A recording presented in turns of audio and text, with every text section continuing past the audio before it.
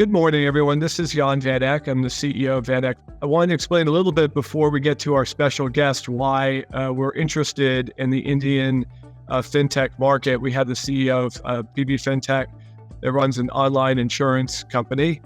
It's basically that looking forward over the next 5 to 10 years, we think that the growth in the Indian economy is probably the best macroeconomic story in the world. India's growth, if it continues at current rates, actually it's above trend growth right now, will make it close to the size of continental Europe in 15 years. So it's going to be an important growth driver. But within that, obviously the technology plays are super interesting, but it's also an area where there are competitive strengths and weaknesses. So to understand that the basic story, the growth story of PB Fintech, but also understand their competitive strengths and weaknesses, I encourage you to listen to this interview. Thank you very much.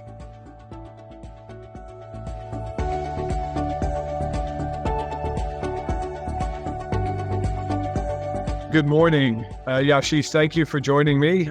I'm in South Carolina actually right now, and you're in New York. What brings you to New York? Well, I was here on our road show, a non-deal road show. So meeting with and attending a couple of conferences. Nice to meet you, Jan, and thank you for having me over. And your company, PB Fintech, is listed in India, is that right? Yes, we listed about 2.5 years ago. How many international investors do you have in the company? I wouldn't know the exact number, but perhaps 200 odd institutional investors. And who do you, when you go on a roadshow outside of India, I'm assuming, which cities do you visit? Like, how do you try to talk to investors about your company's story?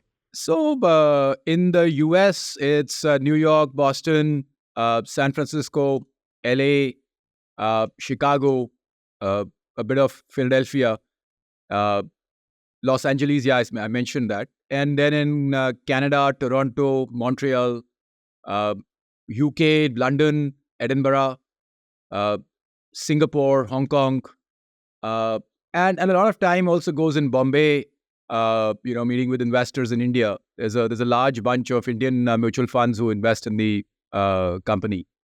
But yeah, we're largely an institutionally held organization.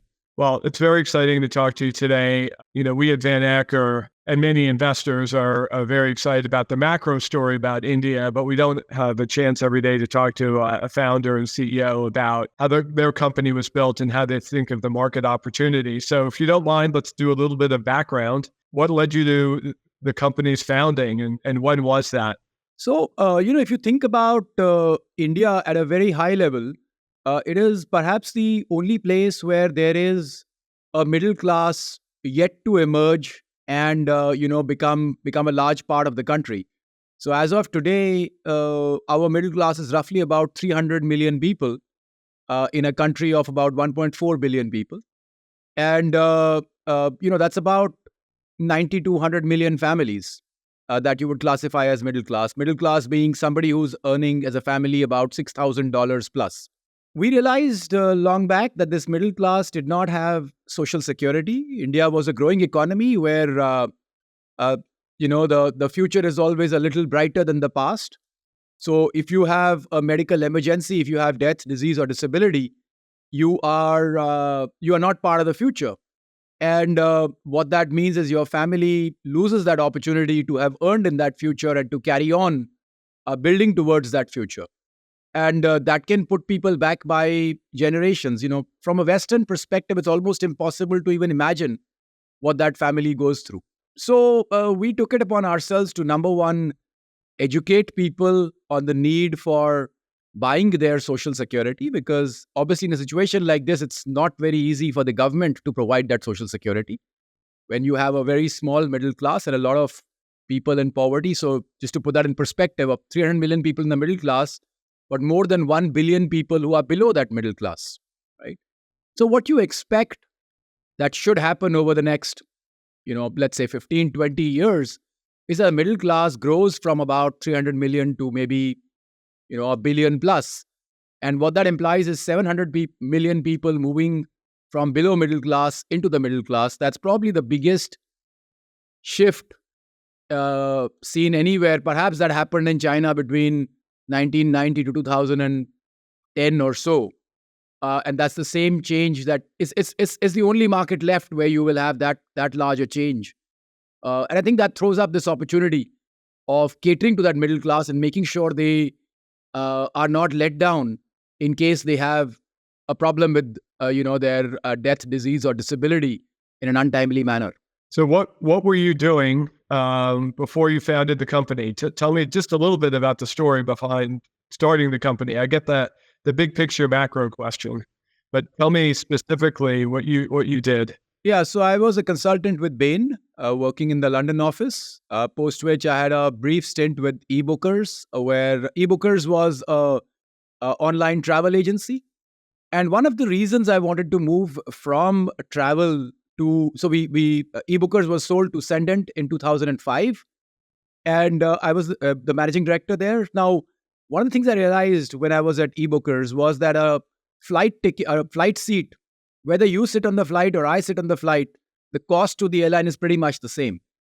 Whereas in insurance, the cost to the insurer of that same seat could be zero or could be $1 million, depending on who sat on the. And that obviously intrigued me a lot because this is the most data-rich, environment you could be in, and that led me to apply to a company called Admiral, and Admiral gave me an offer to join them. But that's how the journey started in insurance, and very quickly it zoned into solving this particular problem for India, where there were lots of issues, whether it was miscommunication, mis-selling of policies, wrong policies being sold. And we just thought you needed someone like us to move the consumer in the right direction and to be a little more consumer-centric. That's really how it started. So I'd love to address maybe just some of the basic business structural things for our listeners who don't know. So one is the balance between the digital business and a non-digital business. So explain how you market to people that might be in a non-digital way. Do you deal with agents, physical agents? What does that balance look like? Sure. So first of all, health insurance and life insurance, term insurance, these are products where you spend, let's say, $200 in US money, but equivalent money about $1,000. And your best case scenario is you never use the product. Nobody wants to die or nobody wants to end up in hospital to be able to use the product. So it's a discretionary spend. It does not need to happen today. And usually when you look at insurance, there are two kinds of products that are sold. Either they are savings products where you expect some return, or they are mandatory products like motor insurance. You have to purchase it by a particular date. And even the savings component is somewhat driven by some tax incentives. So again, there are certain dates by which you have to purchase, which is what leads to, those sales. However, in the voluntary risk category, you purchase them simply because you perceive a risk to your family. And that's a very difficult sale. People do not act in that manner usually because most people believe it will never happen to them. So for the last 16 years, what we have been doing is in the background running television programs, PR programs, etc., trying to educate the consumer on this simple fact that if death, disease, or disability hit in a untimely manner, they can put your family back dramatically, and you need to take care of that situation. You need to get hold of that situation. However, that does not lead to action. What leads to action is when the event comes closer, when it happens to a colleague, a friend, a family member, somebody. Somebody goes through that experience. And so the 10, 20 people around that person suddenly say, oh my God, this happened to them. It might just potentially happen to us. And at that point, in the background, the brand that's been ringing in their mind is Policy Bazaar, because that's the brand that's been kind of communicating this fact to them all along. So they go on to Policy Bazaar and they say, okay, I'll do a comparison, I'll do a check. When they do this check, they realize it throws up more questions than answers. Simply because these are complicated products, there's exclusions, inclusions, what time frame do you want to buy a product for, what all incremental parts you want to have in the product.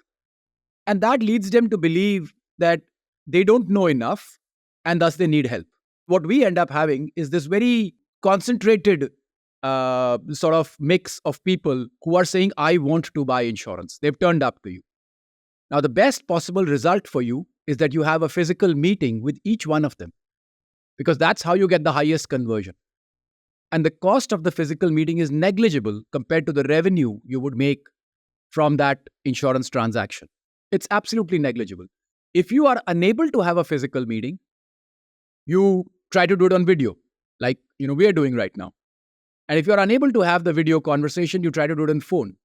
However, the quality of interaction needs to be as high as possible to get the transaction to happen, because it's a complex product and you need that, right? And thus, about 75-80% of the transactions will require some level of human intervention. We are using technology. We are leveraging the latest analytics capabilities to make it less and less dependent on the human side. However, it is still quite dependent on the human side. However, the important part is the productivity almost doubles every 3 years. So every 3 years, you have almost double the amount of sales. So what that implies is you have very high productivity levels, which by these costs are easily manageable within the revenues possible. So it sounds like a very large majority of the sales start digitally, if you will, and then they contain a component of personal interaction, which is probably sort of digitally enabled, but is still dependent on people's time. Absolutely. And the thing to take away in this is two parts. Without consumers waking up in the morning and having that inception moment that I want to buy insurance and coming to you digitally, your efficiency from the physical effort would be very poor. At the same time, without the physical effort, your digital sales would be very low. So the combination of both of these is required to eventually create that magic of what you call, your ROI or your NPV divided by CAC at about 3x. That magic to be created needs both of these to come together and to then scale. That's what's required. So let me get your take on the kind of digital landscape. So in the United States, I kind of oversimplify everything. I say the one technology trend over the last 30 years is the internet, and any company that can successfully stand between the consumer and the internet does very well. Of course, that's a very competitive position. In the United States, we have the Mag 7, the well-known leaders. In India, describe a little bit of the structure of the web, we call them Web 2 tech giants. I know you have two big mobile phone handset carriers that have driven the costs of mobile access down dramatically. How do you navigate with them? Do you just sit on the side, or do you partner with them in any way? And or how would you describe the kind of tech ecosystem in India to a novice? See, the biggest part of the tech ecosystem in India is the government's digital public infrastructure, where what they have done is identification, payments have all moved digital. So, when I talk about 1.4 billion people, perhaps 1.3 billion of them have peer-to-peer payment mechanisms and have digital banking and have digital identification. And all of this is linked to your mobile. So I think the digital public infrastructure has really leveled the playing field for everyone and allowed consumers to participate in mass. However, there's a very important caveat here. Only 300 million people in India have the spending ability to actually drive the consumption of India. The remaining, billion plus people are at subsistence level. And perhaps they have bought a phone which is far beyond their reach. I almost feel like the government needs to protect that 1 billion odd people from financial products, because whether it's micro lending, whether it is micro insurance, it tends to be very high cost and tends to be, slightly not so favorable for them. And they all have the smartphones that they need to buy your products and interact with you as a company. Everybody has the smartphones. Everybody has the internet. What I want to focus on now is your competitive situation. Who could, disrupt your business from a digital perspective? Forget the future.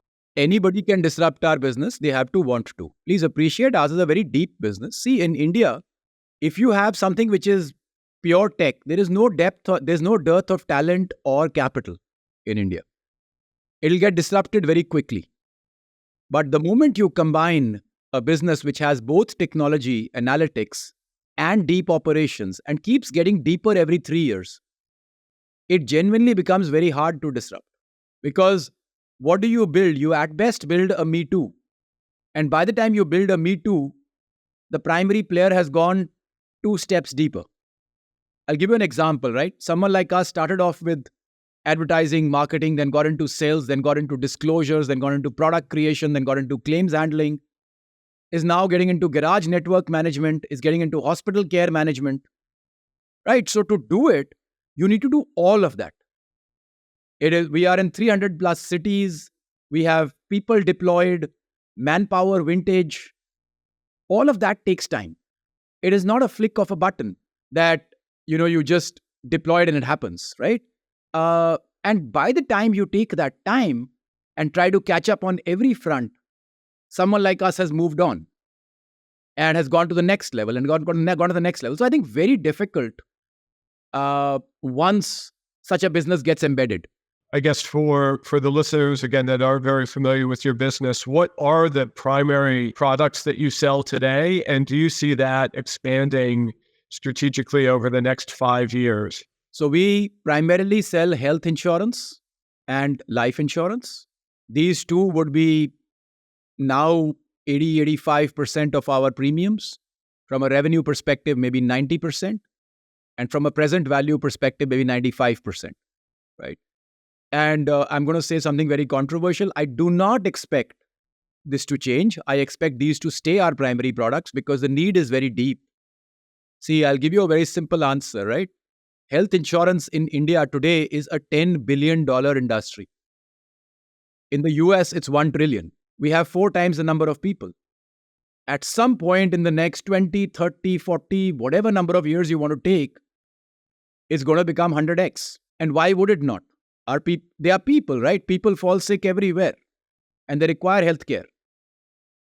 So why would at some point the Indian healthcare system and the health insurance not be the same as the US health insurance in total scale if you have 4 times the number of people, right? If the GDP at some point is going to catch up, let's say, I'm not putting a time frame to it, right? I'm saying at some point it needs to. Even if India is at 1/4 or 1/5 the per capita GDP of the US, it'll catch up on an overall GDP. It has to.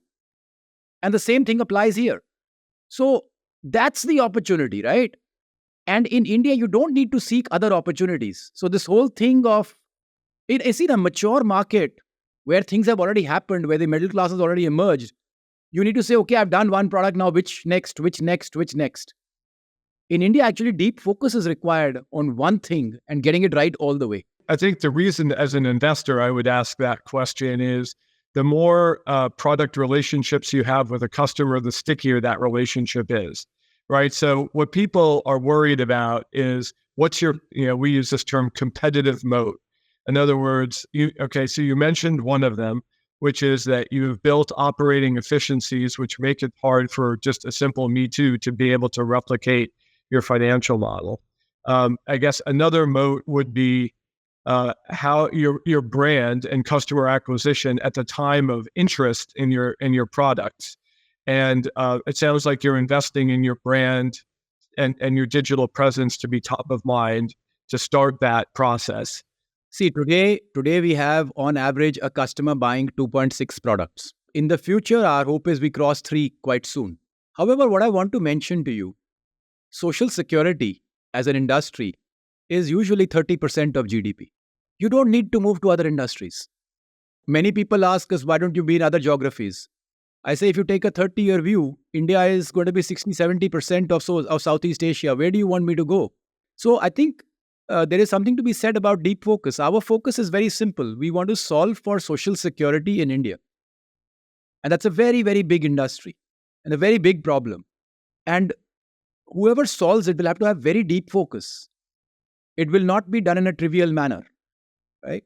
They will need to at some point control the hospital care. They will need to control, the reinsurance supply. All of that takes depth.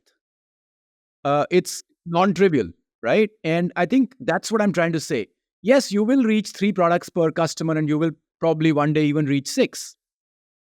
But at the core of it, what you're solving is quite deep. You don't need to look outwards from there. No, I understand. I think people just look at the ecosystem of financial services in terms of online, and maybe I'm oversimplifying, but there's the China model of the super app, right, where a lot of different products can be bought from just a couple of providers.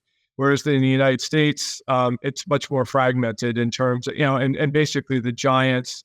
I mean, there is Apple Pay and things like that, but the giants have stayed away from, I'll call it, financial services for the most part.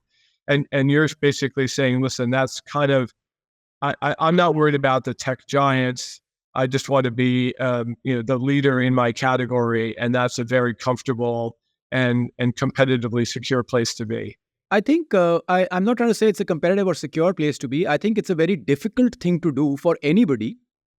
And, without doing the difficult part, you will not be able to add value. I'll give you some very simple examples, right? How do you sell more insurance? You can sell by selling a product which is very low price, right? Or very attractive to customers. If you do that, what's going to happen? Your claims ratio is going to blow up. And your supplier will be kind of having a very difficult time. So there are no easy tricks here. In India, for somebody to spend $250, it's a very serious consideration. They take, months to decide. It's a voluntary consideration. Nobody out there is saying, give me this really, great place where I can just click a button and buy my insurance. I haven't met that customer in the last 15 years. The customer saying, I think insurance is a very serious matter. I want to think about it. I want to understand it. And then maybe if I'm convinced, and I'm convinced of both the service level and the product, I might purchase it. And it'll take me a long time to do so, right? And in that, you build depth. You make sure when that person goes to the hospital, he's treated well. You make sure that the reinsurance capacity does not disappear. Now, those are not trivial tasks. Well, listen, Yashish, I want to start to close the interview. Thank you for answering all my questions about your company. If you don't mind, I'm going to ask a couple of questions. Just as an American who doesn't spend a lot of time in India, your perception of politics and the stock market, and you can, of course, say no. But let me start with politics. We've just had an election in India. I guess no change in leadership, but leadership power, I guess, can be measured by the number of seats a party wins. So no increase in power by the current government. Do you think this will have any effect on your business? And do you have any other observations? See, I do not usually want to comment on politics, etc. These are things beyond us. We have to do our business, whichever government is there. But for a country like India, continuity is very important because you need 10, 15, 20 years of continuity to be able to go in a particular direction. And, I think India has been fortunate to have that continuity in the last 10 years. So the, continuity carrying on is very helpful. And I think it's good for all businesses to have that, not just our business. Yeah, I think as an American, I can say I wish we had more continuity in our government policies. No, you don't need as much because, your institutions and your structures are so well set that, in 5 years or 10 years, a change in leadership does not change so much, in my personal opinion, from an American standpoint. But for a developing country, see, in India, if you look at the last 10 years, we have had to go from, let's say, $1,000 or $1,200 per capita to $2,500 per capita. We have to now move from $2,500 to $10,000 per capita. It requires change and it requires growth, and that requires direction, right? You cannot be sort of in Brownian motion all the time, right? And I think that's why I say large developed economies can afford to be in Brownian motion for some time. Developing economies cannot afford to be in Brownian motion, specifically one like India with such a young population. For someone who didn't want to talk about politics, actually, that's very insightful, that comparison between the two. One issue, the last question I guess I have is, unless you want to bring something up, is looking at the Indian equity markets, and congratulations, by the way, your stock has done very well, recently. are the valuations of companies in the Indian market. The PE ratios or however you want to measure it. Do you have any thoughts on that? Again, just for American investors. No, I think I mentioned it in passing. The Indian health insurance market is $10 billion. The American is 1 trillion. If you believe India will grow one day, then any valuation is cheap. If you believe it will not grow, every valuation is expensive. So the point is you cannot value India in static. If you value India in static, it is incorrect. The market will keep moving up and down, but see, India has nowhere to go. Where do you go from $2,500 per capita GDP? You can't really go downwards. Right? If you went downwards, it'll be disaster. Right? So you have to go upwards. You will at some point get to 10,000 and some point 20,000. Those things, they've happened to every other country in the world. Why will it not happen to India? Right? So you have to believe in that. If you believe in that, you have to then ask the question, when that happens, who will be surviving? And if you've invested in any survivors, you're good. Sorry, the historian in me wants to put a cautionary tale. There are plenty of companies of lower, middle average GDP per capita. Think of Venezuela, that have done a set of policies that have been very harmful for growth. So I know that's not the case with India, but there are many examples of government policies not allowing businesses to grow. So anyway, Yashish, thank you very much for your time today. I'm sure investors in all the cities from LA to Edinburgh, thank you for talking and explaining the story. We only are trying to accelerate that by doing this video this morning. And I really appreciate your time. Thank you so much. Thank you very much for having me.